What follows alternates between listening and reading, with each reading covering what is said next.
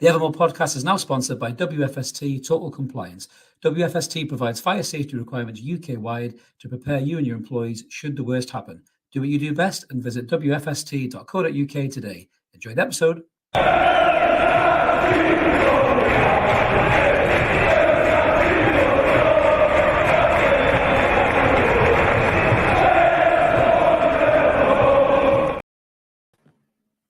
Good evening, everyone. Welcome back to the Evermore YouTube channel. It's Chris back with the post-match reaction to a hard-fought draw down in Molineux for Newcastle United. 2s each, my word.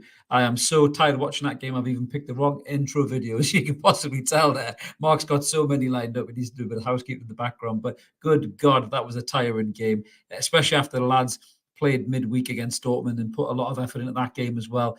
This was just unbelievable. The proper Premier League game this was. High tempo, blood and guts tackling, loads of pace running around all over the place, and in typical British conditions, pissing weather on an October afternoon or early evening. So we're going to get stuck into this, talk a little bit about the game, talk a little bit about the key points as well, just give you our take on the game. Before we do, a little reminder before we move any further, if you haven't already, please consider subscribing. We'd love you to come and join us. We're actually just under 5,500 subs now, so about a few more subs in after the recent rant video, so really appreciate that. Welcome aboard, everybody. Smash that button, guys. Help get us to that 5.5, and then it's on to 6k after that, so we're really, really close. Like the video too if you can, and if you fancy being a member, it's only $1.99 a month, less than a pint of lager, which I'm sure many of you will need after watching that game tonight. Good God. We are live tonight as well, so jump in the comments. Got a few of you already in the comments there. A few were chatting on earlier on, I think, as well, to be fair. But Roger's jumped in the comments. Good to see you, Roger. Thanks for joining, mate. Thanks for jumping on board. We've also got Les as well, who says the nerves are shot. Absolutely, Les. Mine too.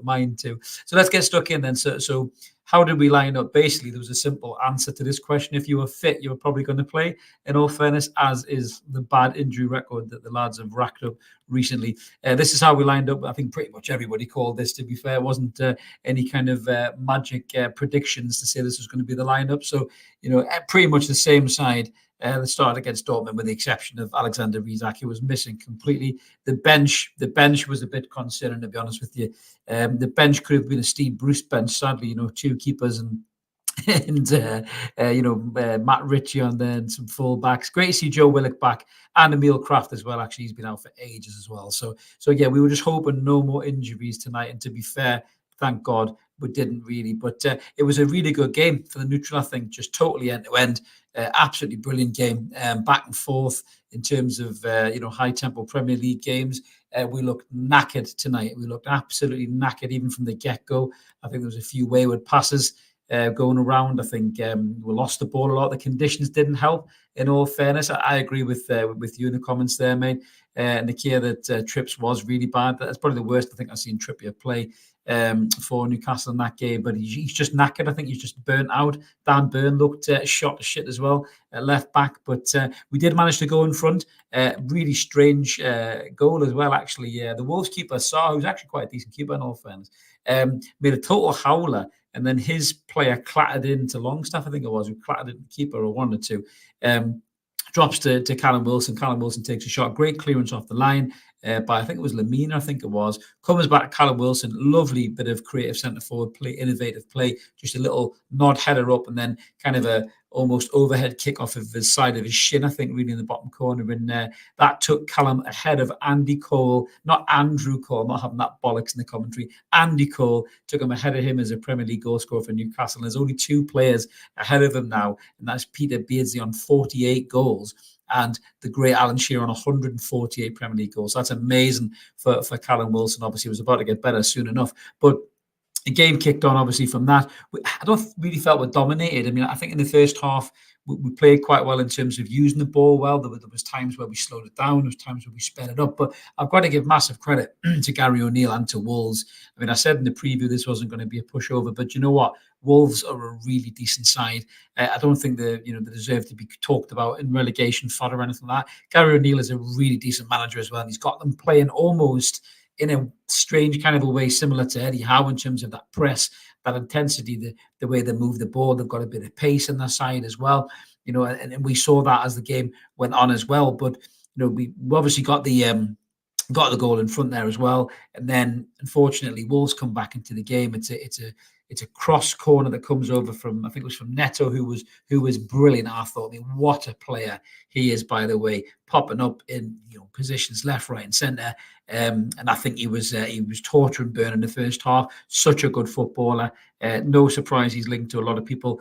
He whips in the ball. Lemina comes steaming in. Pope is in absolute no man's land. He's checking his fucking sat nav. He doesn't know where he is. And Trippier's up against Lemina. Lemina wants it more. Power header in the back of the net. Wolves are level at 1-1, and you're thinking, oh Christ, here we go again. And Wolves were good for the draw. At that point they were good to get the equaliser. They were pressing hard. They were getting it amongst us. They were putting us off. But again, a lot of the problems Newcastle had with their own making. Slack passing. Underhit passes, loads of underhit passing. I don't know why that was going on in the game. I really don't. It definitely was not your typical Newcastle United performance. Just some comments there from guys as before we move on to the second goal. Marcus is saying almost identical game. Dan Burn, just kidding. I thought he had a great game except for a couple of mistakes. I think he did recover well in the second half, which I'll get on to with Marcus, but he was ropey in the first half. I thought he did get caught out quite a lot.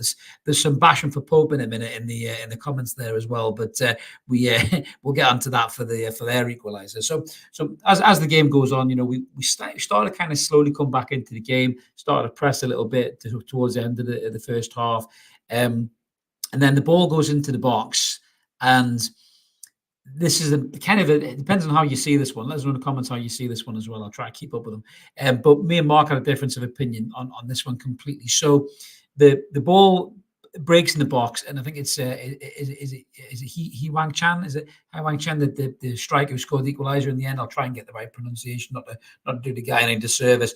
But he goes to swing his leg to clear the ball. Huang He-chan. He goes to swing his leg to clear the ball, and Fabian Schär just manages to nip in and just get into the position where he goes down, and he does go down easy, right? But that's modern day football in 2023. If you're going to swing your leg through a ball like that with players near you, there's a good chance that you're going to get clipping somebody, how soft it may be, and you go down. And that's a penalty. Now, Anthony Taylor gave a penalty straight away. VAR looked at it for what seemed to be longer than the first half. Again, they did give it in the end. They did give it as a penalty. Callum Wilson steps up, takes the pen, kind of saves it, but then it just dribbles into the back of net, possibly because the ball was as slippery as a jelly deal, I think, really, at that particular point. But we go 2-1 in front. Callum Wilson climbs even further up in that goal scoring record for Newcastle United Premier League goal scorers. I think that was his 7th of the season, and his 46th, is it 46th? Or 45th Premier League goal. So Callum was buzzing. Didn't particularly do a great deal in terms of having a great game. He good positions, held the ball up well, looked a lot sharper than did against Dortmund, to be fair. But with all due respect, I think that was to do with the opposition that he was playing, as hard working as Wolves was. But we'll go in front 2-1 half time. Wolves fans are going nuts. They're booing galore. They're screaming. The Premier League is corrupt as fuck was the chant that just kept singing and singing and singing. And I can understand why they were a bit miffed, to be fair. But listen, we've been screwed by the Premier League officials probably more than anybody, in all fairness. So the referee did give some easy decisions, I think. But that penalty, in my opinion, was a penalty. You swing your leg that rash in the box, you're going to give a pen away. Good chance of that. Then, he shouldn't have done it. That was the risk that he took, and it was a pen. But, let us know in the comments below if you disagree with what I'm saying about the pens. Just scrolling down. Yeah, Scott's saying it definitely wasn't a penalty in his opinion for him. Exactly, mate. That was a difference of opinion, I think, Scott. That for me, I thought it was a pen. I definitely thought it was a pen. Roger's saying that he's seen softer pens given pen for him. Absolutely. Yeah, I know Mark's in the admin saying not a pen for you. Well, I disagree with you, Mark, as we said earlier on. Absolutely. But as he says, you're taking it all day long. Of course you are. Absolutely. 100% you're taking that penalty. But then we're getting to the second half. I think Burn calmed down a bit in the second half. I don't think he was as caught as much as he was in the first half with Neto. Trippier again, sloppy with a pass, give the ball away quite a lot. I thought Bruno was excellent as well today. I've seen a couple of shouts for Bruno for man of the match. Bruno was excellent today.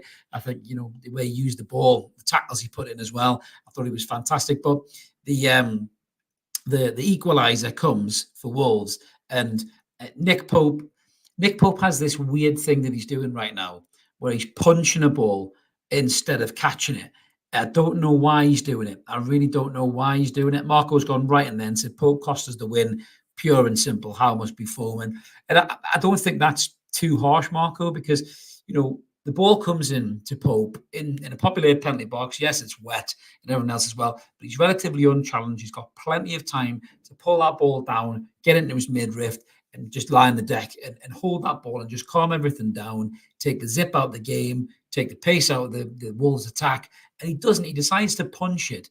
And it's probably a shitter punch than KSI put on Tommy Fury the other week, if you watch that bollocks. And he punches it out and just dribbles out to the Wolves player. They recycle the ball really well. Their centre half, trying to get his right name here, their centre half, which is Totti Gomez. He goes in this lovely little mazy jinky run. He sends Bruno for a hot dog. He goes inside, and then he slips it to Hee-chan, who cuts back, and Dan Burn looks like he's sliding back to Blythe. He's gone that way that quick, and he rattles it in the bottom corner, and Wolves are back in the game at twos apiece, and you're thinking, what the fuck's happened here? Newcastle have totally lost control of this game, and now we're level. And to be honest with you, a mate of mine texted and said there's only one team winning this game right now, and he thought that was Wolves. And I honestly do think that we could be sitting here talking about this game now as a defeat, not a draw, had their best player, Pedro Neto, not had pulled his hamstring, which is devastating for the lad as well. I must say, for a player of such quality, it's a nightmare for him doing that to his hamstring. He's been out for so long.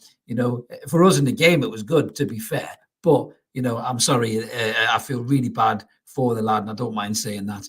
Wolves fans will be devastated as well. I hope he's not got a really bad injury, because he's had such unlucky times with injury, but he really is a top player. He's head of Trippier in assists in the Premier League now with 7 assists, and he looked class today. He really, really did. And I really hope that's not a bad injury for the lad. Just going back to some of your comments there, Ronald saying he stuck up for Pope on the Toon review at halftime. The lads do a great job in commentary. I'm sure you've been watching that and enjoying that one, Ronald. And some banging about Ramsdale, and Nick Pope punches instead of catching for the equaliser in the second half. So he's kind of made you look like a bit of a muck there, isn't he, mate? Thanks, Pope. But I love Pope. I do, and Pope's been a class keeper for us. But as Mark says there in the comments, Pope's reluctance to catch a ball is a massive issue, because his punching is shocking. It is his punching is weak as piss. If you're going to punch the ball, punch it as hard as you can, out of play and into a position of non-threat. He's punching it straight back to players on the edge of the box. If somebody fancies a cheeky volley, he's probably going to catch him off his line, to be honest with you. So, there has been talk about goalkeepers and how, maybe a keeper who's better with his feet is an option. And I know Manchester United went down that route, and it didn't really work out for them. But this whole thing with Ramsdale ain't going away at Arsenal, right? And I'm sorry, for me, if Ramsdale is a target that Newcastle United could go for, why not? I don't think Dubravka wants to be here. Karius doesn't really do anything apart from being really good looking. Gillespie just carries waters everywhere, doesn't he? And laughs at people's jokes, I think, on team nights out. Doesn't really do anything, doesn't really play. So for me, why not bring Ramsdale in? Why not bring Ramsdale in to Newcastle United and let the two of them fight out for number one? But the problem is Ramsdale will want to be a number one, as will Pope. So then you'll have the same issue that Arsenal have got. But if Pope keeps making high-profile fuck-ups like that, then the pressure is going to be on him, to be honest with you. And I think he's going to be certainly scrutinised, by a lot of the supporters in that one as well. Magpies are saying to catch is so easy there. It was, mate. It really, really was. Sean saying Pope is a worry, poor against Brighton, West Ham and Wolves. You're right, mate.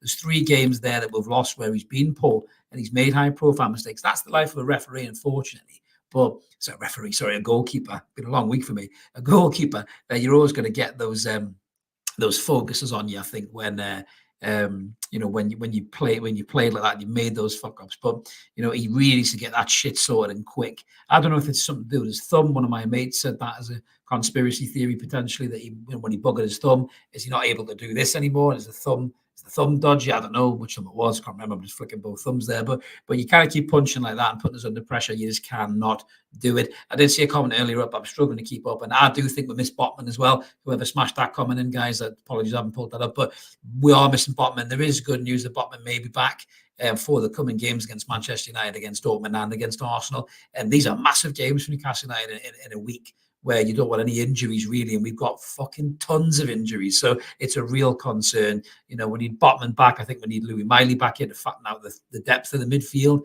I looked at that bench today.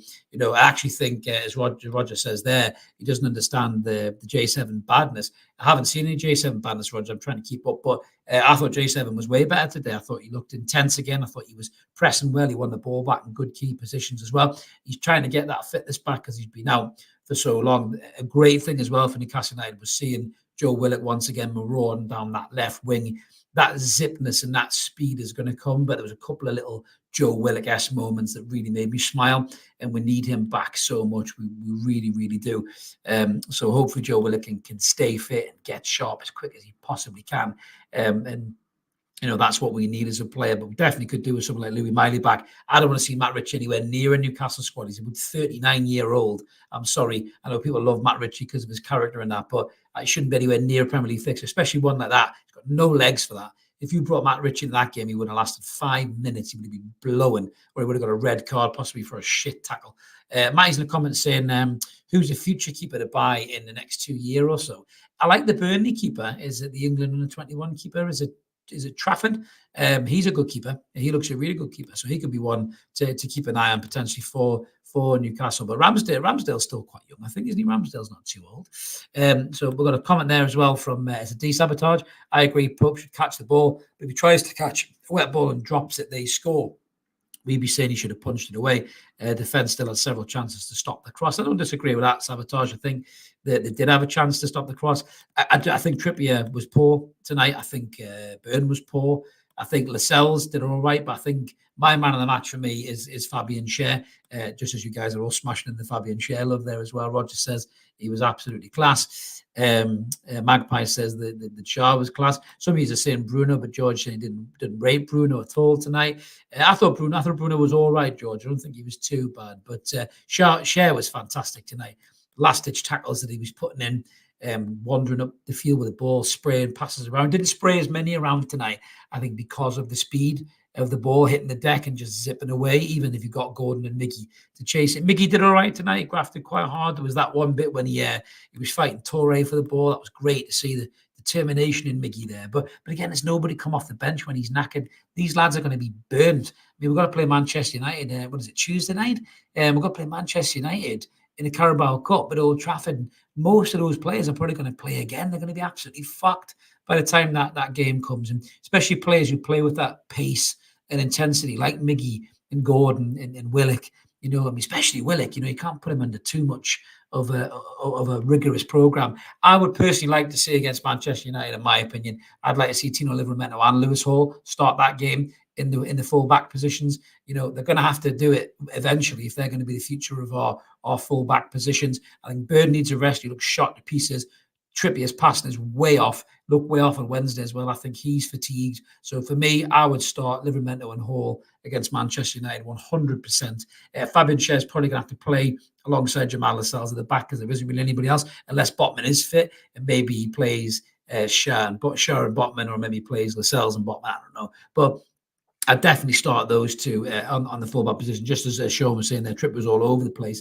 No reason Livramento couldn't have played against Palace. Yeah, or even this game, Sean, I think that Livramento could have had a start, and Lewis Hall as well, to be fair. What we've got there. So J7 is saying, hi, Chris, I think we should start Aiden Harris against teams below us in the league. I don't know who Aiden Harris is, mate. Sorry, it's my lack of understanding about the youth team, possibly there. So Ronald saying he listens to Razor and John Anderson and commentary. I do like Razor and John Anderson, to be fair, mate. That's a good show. They are good lads, to be fair. I do enjoy what they do. What we've got here, Magpies are saying Manu will beat us. Do you know what? Manu ain't that good, though. Manu ain't that good. We can still beat Manchester United, especially with a refreshed side, especially with the legs of Livramento and Hall, who's got a point to prove. That's right. It is James Trafford was the Burnley keeper. Good shout, Jason. Thanks for keeping me right there, mate. Brainwashed. Maniac is saying Pope needs to get out. He's not the keeper for a team that wants to compete in the top four, in my opinion. And Trips shouldn't have played this game. I don't disagree with the Trips thing. I think Trippier needs to be rested. He just looks absolutely wiped. He really does. And he's such a good player. He really is. And I think it's a shame. Even Trippier's kind of underperforming performance is better than most people's top performances. But when you're used to that standard from Trips, then you spot it when it dips, and it definitely dipped today. There's no reason why he couldn't have took him off and put Livramento on. I love Howard a bit, but he's a bit too loyal to some of these players, Burn and Trippier in particular, those two. They needed a rest. They definitely need a rest. It can't just be Carabao Cup action. You can rest them in the Premier League as well, Eddie. That's okay. It's not going to be the end of the world. I think if you'd started Livramento or Hall or even both today, I think we still would have had a good result against this team. We would have had more pace.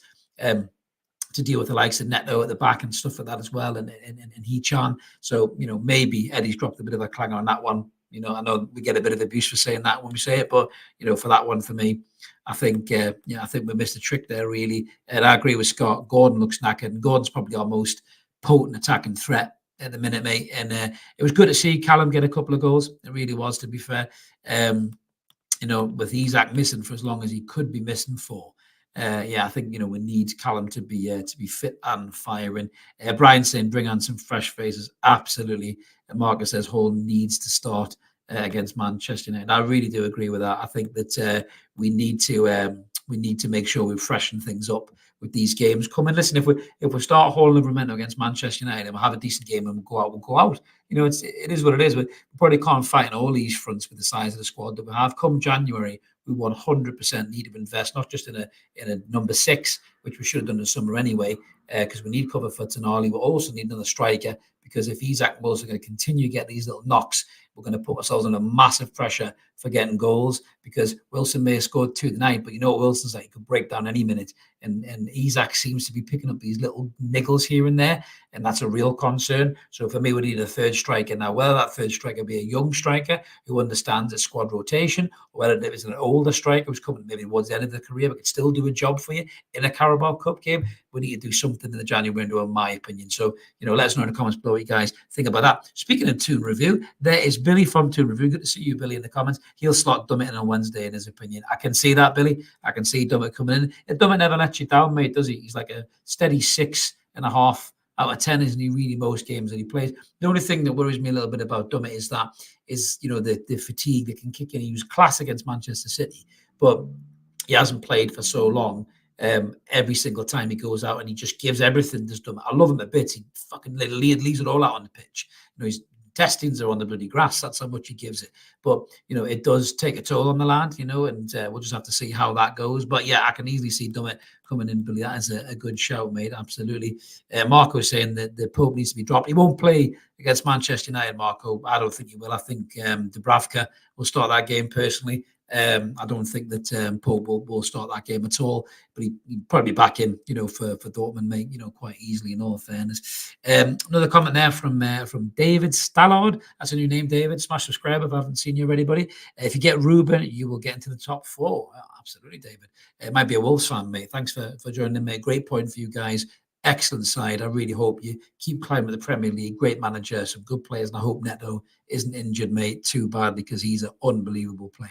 But yeah, speaking of Neves, I'd love Neves as a defensive midfielder. I think he would be superb for us. I think he would really give us some squad depth and cover for Tonali. And I know all the people are moaning about it and all that stuff, but for me, it's fair game. You got to use the options that you have. We didn't know Tonali was going to get suspended and banned for 10 months, so there you go. Magpies is saying Boniface from Leverkusen, number 9. He looks mint. I saw that goal he scored in the UEFA Cup. Magpies, he was superb, mate. Absolutely, he really was. He looks a real player, that lad. So yeah, definitely, that is a really, really good shout. Scott isn't happy, saying that pointless having the youngsters on the bench if we're not going to use them. I don't disagree. I'm frustrated that we haven't seen a lot, especially Hall. I watched Burn, get skinned by people. I know he recovers and he does all right in the end, but he's too dangerous. These flying past people and getting done and all that. I'd love to see Hall come on. Yeah, I think you're absolutely right, mate. Brian's saying that Joe Willock was good when he come on. Definitely, mate. I do agree with that. I'd love to see Joe Willock back fully fit. Matt Target is a good shout as well, I think, for Manchester United game. And then Livramento for trips. We're definitely going to see some changes. There is no doubt about that at all. Les agrees with you, Brian. Great shout, as does Roger as well.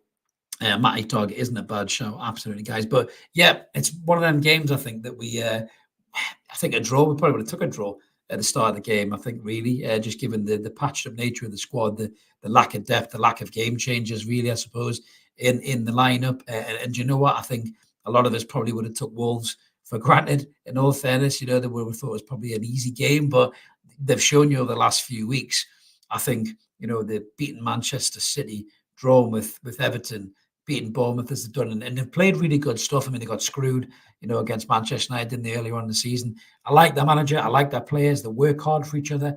They've got some real quality with Neto as well. But, obviously that injury really, really kind of took the sting out of their attack, I think. But they are a decent side, in all fairness. And I really think that they could do all right this season. They could maybe get themselves in a nice mid-table position, if they keep going the way that they go. So, good luck to Wolves this season. Just a couple more comments before we shoot off, guys, because it's just a quick flyer tonight. Michael Robson saying, I will not call Howe, but he needs to start using his bench. Nah, mate, I don't disagree, Michael. And Eddie knows that. Eddie's going to know that soon enough. If we don't take our chances and we don't win the games, then we are going to have to start looking at why he's not bringing on some fresh legs. Maggie Brody saying, happy with the point. Having played midweek, great game from both sides. Can rest a bit now and reset. I don't disagree with that, Maggie. I think, like I said, I think Wolves were class. I really do. I think they played so well, and they could maybe go in that dressing room feeling a bit unlucky that they didn't get 3 points, in all fairness. And I think, there was a really good performance from them and a proper good Premier League game as well, to be honest with you. I think anyone watching that as a neutral, that's what the Premier League's all about for me. And it was great to see from a neutral point of view. Terrible from a Newcastle point of view.